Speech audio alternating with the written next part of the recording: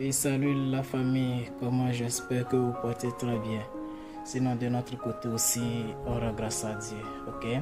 Aujourd'hui nous allons continuer notre cours sur la généralité.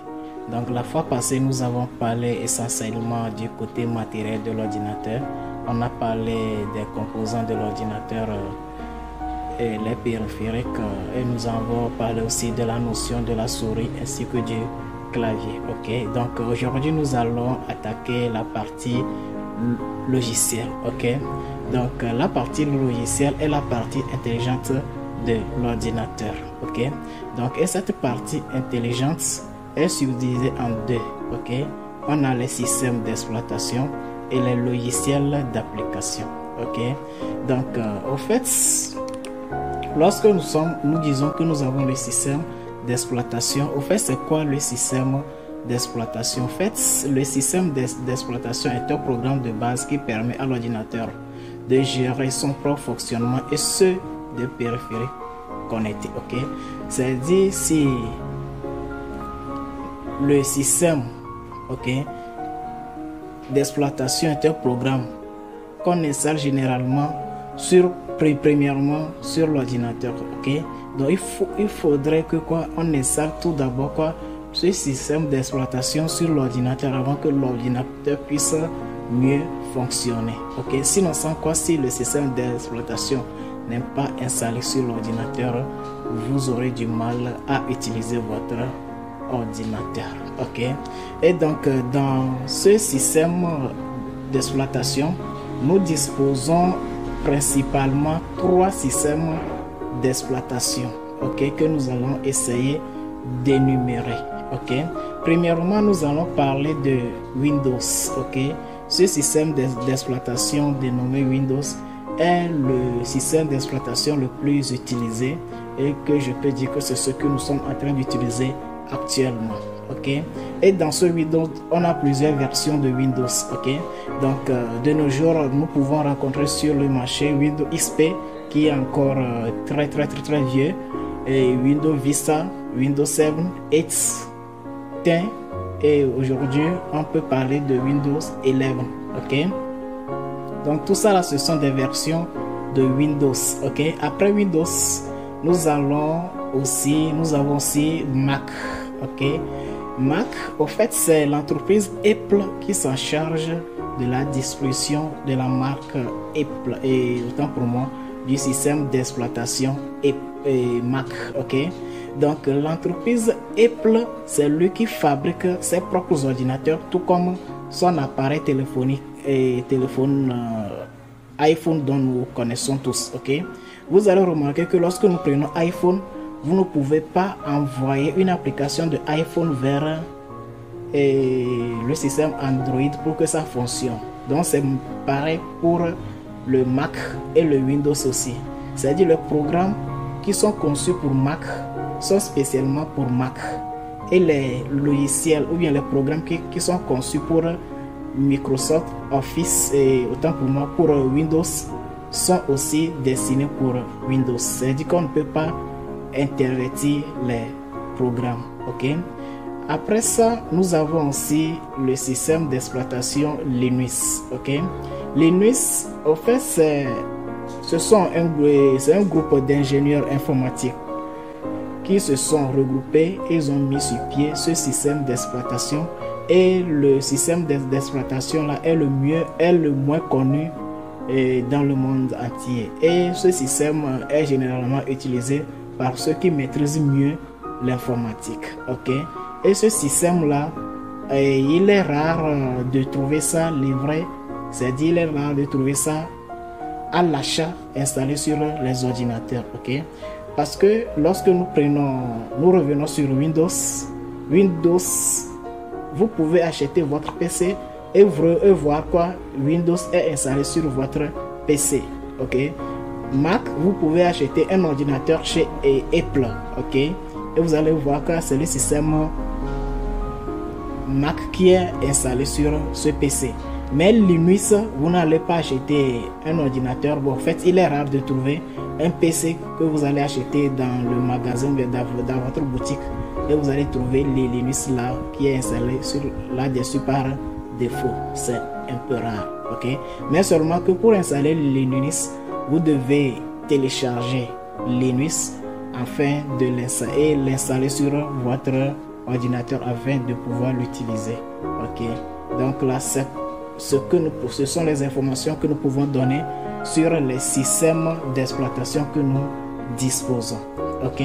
Après ça, nous allons parler maintenant des logiciels d'application.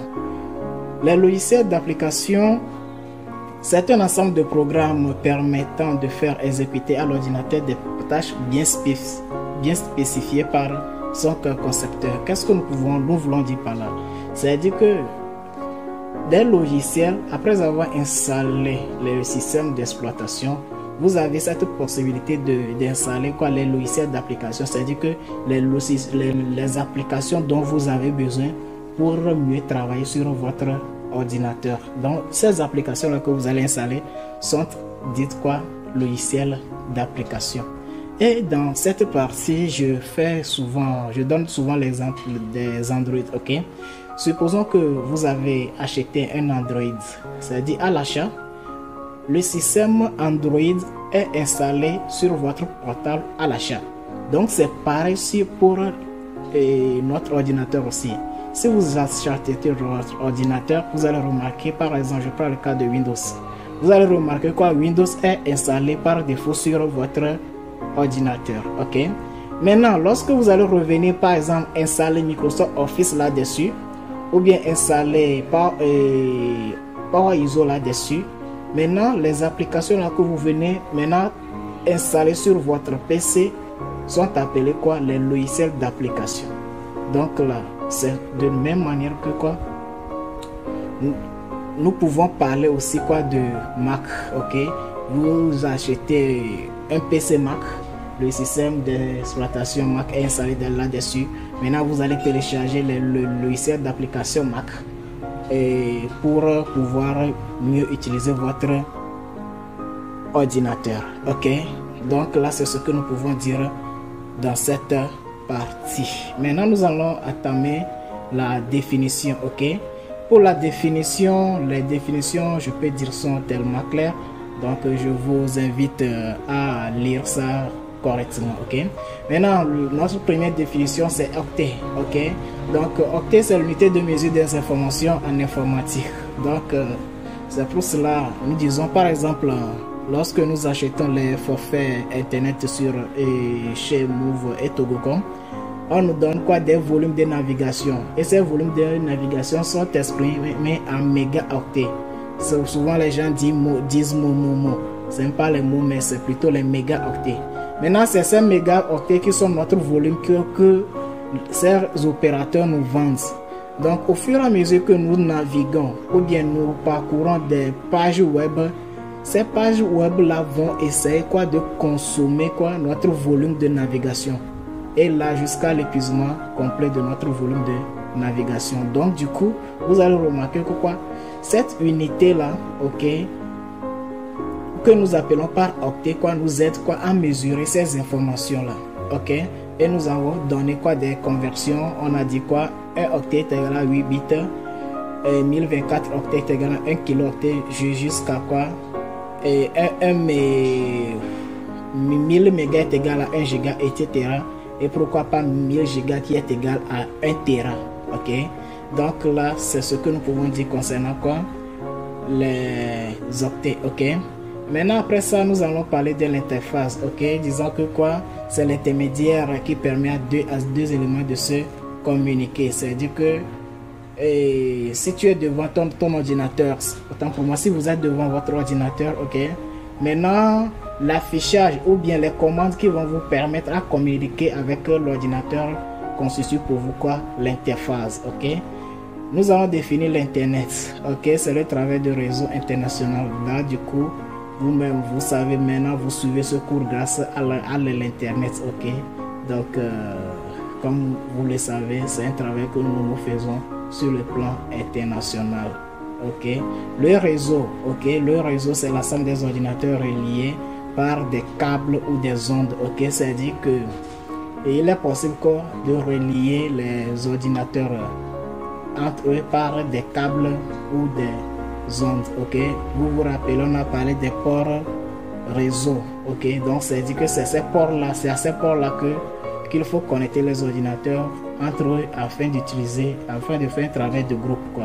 C'est dire que je peux être sur l'ordinateur 1 et travailler sur l'ordinateur X, et quelqu'un peut être sur l'ordinateur Y et venir travailler sur mon ordinateur. Donc là c'est comme si nous travaillions en réseau, ok. Donc nous allons aussi parler quoi du curseur, ok. C'est quoi le curseur? On dit quoi? C'est l'élément clignotant à l'ordinateur, autant pour moi clignotant à l'écran pour indiquer la disponibilité de l'ordinateur à recevoir d'autres commandes. C'est quoi notre curseur? Notre curseur c'est cet élément là.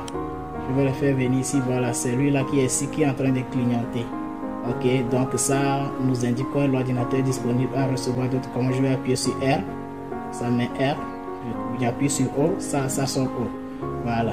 Donc là c'est ça notre curseur, ok. Maintenant après le curseur on va dire quoi? Valider. Donc valider c'est de donner ok à l'ordinateur de prendre à compte ce qui a été saisi ou bien d'envoyer la commande, ok. Après quoi nous allons parler du répertoire ou dossier, ok. Déjà j'espère que tout le monde crée les dossiers sur son portable afin de mettre les fichiers là dedans, ok. Donc c'est toujours la même chose ici aussi, ok. Donc là les fichiers, ok, on a dit quoi? C'est le nom commun donné par le système d'exploitation à tout ce qui est enregistré.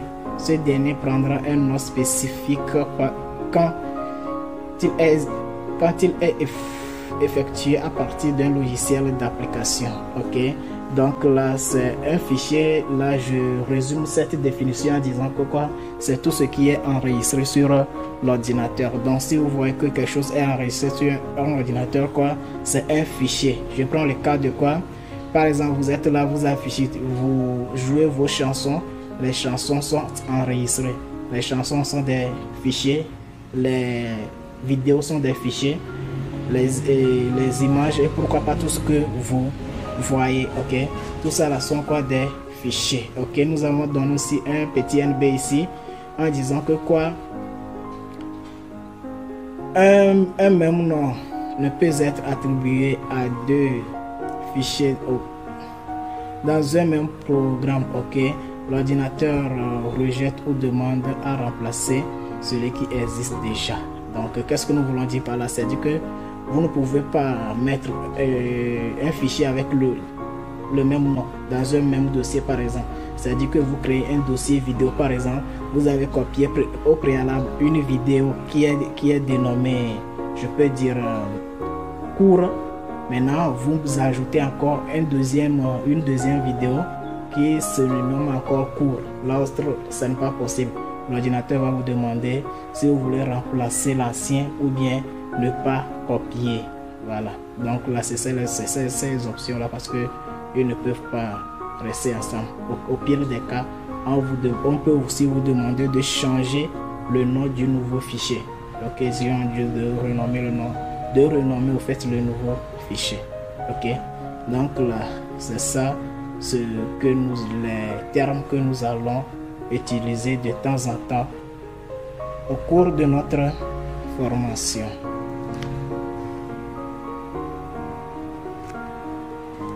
Ok, donc nous allons continuer toujours avec un système d'exploitation. Ok, donc nous avons parlé des systèmes d'exploitation.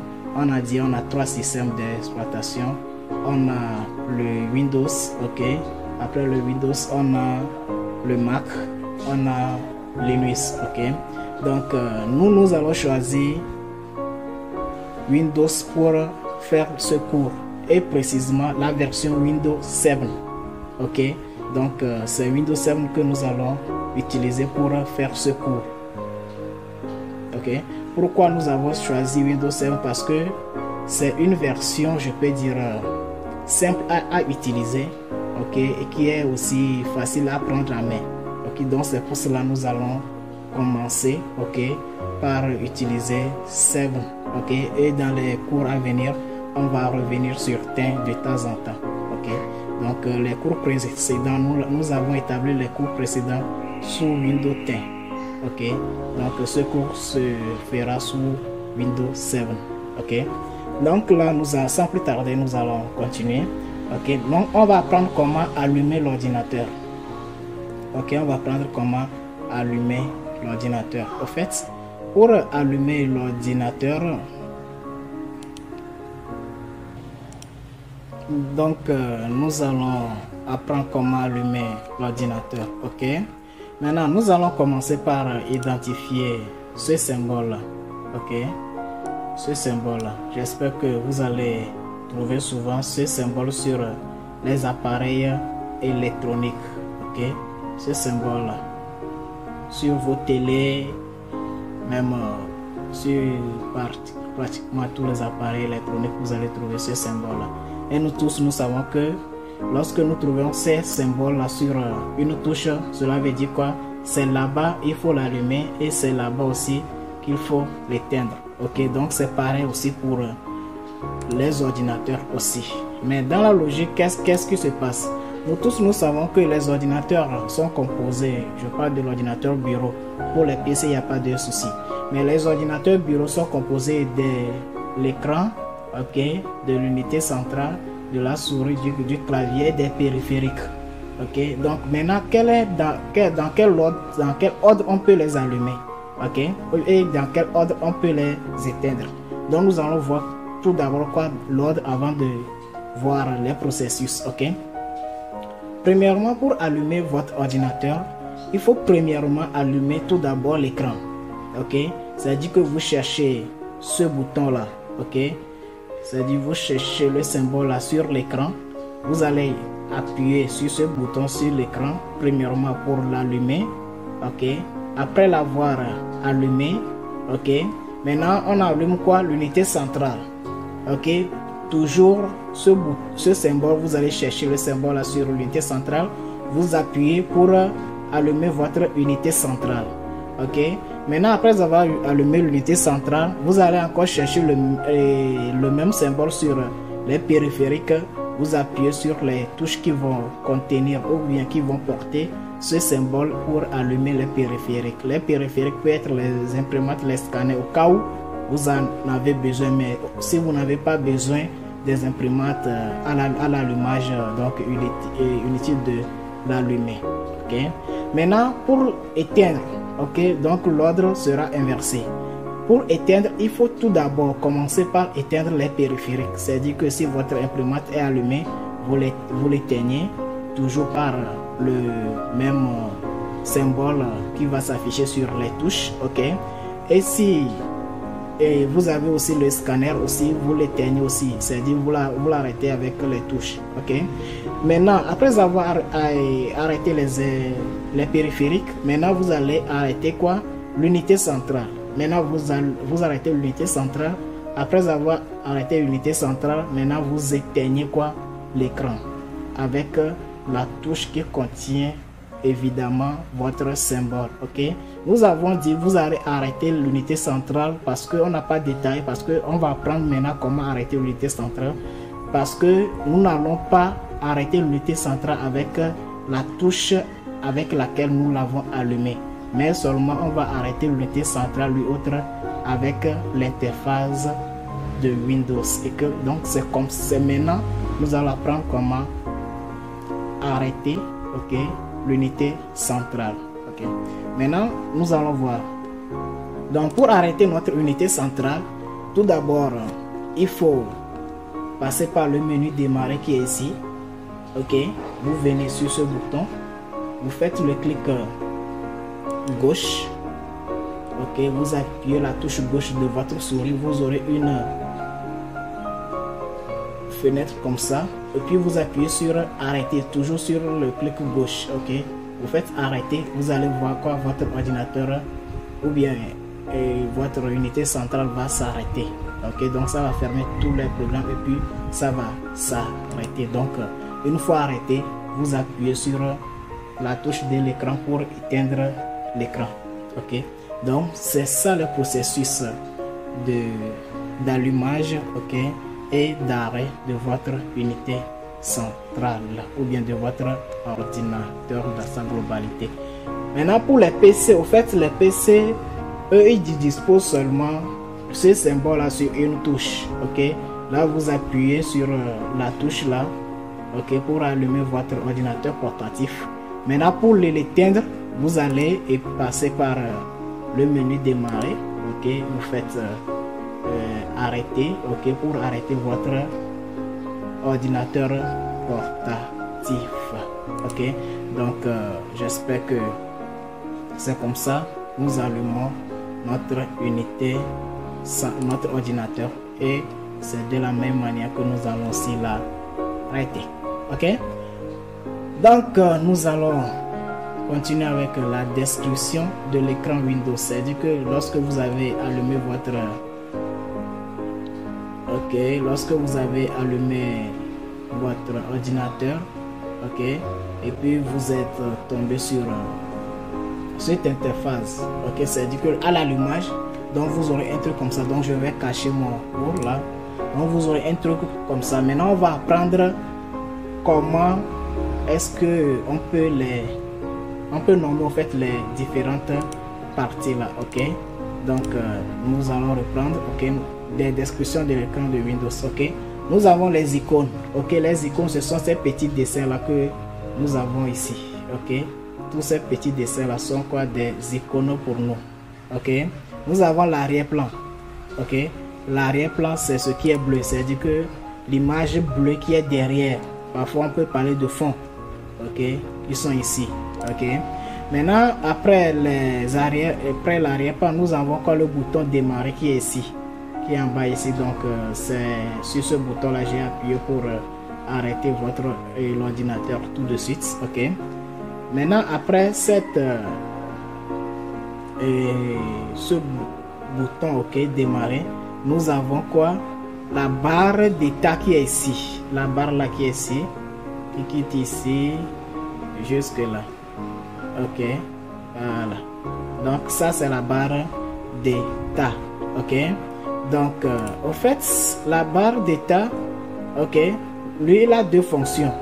Ok, la première fonction, ça permet d'afficher les programmes qui sont en cours d'exécution. C'est-à-dire que vous avez remarqué quoi? Il y a Word ici. Ok, je clique là, il va s'afficher. Ok, parce que quoi? C'est en cours d'exécution. Lorsque je vais le fermer, vous allez remarquer quoi? Que ça va disparaître de la barre d'état. Ok, je vais essayer de fermer cette fenêtre. Là, j'appuie là pour le fermer. Ça me demande de faire de l'enregistrer. Je l'enregistre en disant oui. Ok, et puis le programme va se fermer. Donc vous allez remarquer quoi? Que ça va partir d'ici. Ok, donc c'est de même. Donc du coup, lorsque je vais ouvrir Word à nouveau, ok, vous allez remarquer quoi? Word va s'ouvrir et Word va s'afficher aussi dans la barre d'état. Voilà, le programme là va s'afficher ici. Voilà, maintenant je vais le fermer à nouveau. Voilà, c'est bon. Ok, maintenant nous allons continuer. Ok, sa deuxième fonction, au fait, ça permet de créer les raccourcis. Par exemple, Firefox qui est ici, c'est pas un programme qui est en cours d'exécution, mais c'est plutôt un raccourci. Ok, ici aussi c'est aussi un raccourci aussi. Ok, donc j'espère que vous tous vous connaissez déjà ce que nous appelons par raccourci, parce que sur vos Android vous créez les raccourcis sur votre fond d'écran. J'espère que ça vous permet d'éviter de parcourir autant de distance avant, ou bien autant de commandes avant d'atteindre le programme en question. Ok, donc nous allons parler maintenant des composants d'une fenêtre. Ok, c'est la partie la plus sensible de notre cours. Ok, donc nous allons commencer par parler des composants d'une fenêtre. Donc je vais essayer d'ouvrir une fenêtre. Ok, donc nous avons notre explorateur de fichiers qui est ici. Ok, donc premièrement nous allons parler quoi? De la barre de menu. La barre de menu, c'est cette barre là qui est ici. Ok, comme vous pouvez le voir, ça regroupe quoi? Les différentes menus que nous pouvons utiliser dans cette fenêtre. Ok, après la barre de menu, nous avons quoi? La barre de titre qui est ici. Ok, donc vous allez remarquer quoi? La barre de titre lui va faire apparaître le titre de notre de notre explorateur. Mais je vais essayer d'ouvrir un programme aussi pour illustrer. Par exemple, je suis dans ce programme là, vous allez voir, nous avons notre barre de titre ici. Donc vous allez remarquer quoi, cette barre là a affiché le nom du document. Ok, donc c'est le titre du module que j'ai ouvert ici. Ok, donc nous allons parler de la barre de titres. Ok, comme cela. Donc nous allons entamer maintenant le bouton réduire. Le bouton réduire, c'est ce bouton là indiqué ici, celui-là. Donc on appuie une seule fois avec le clic gauche, ça va mettre notre fenêtre à plein écran.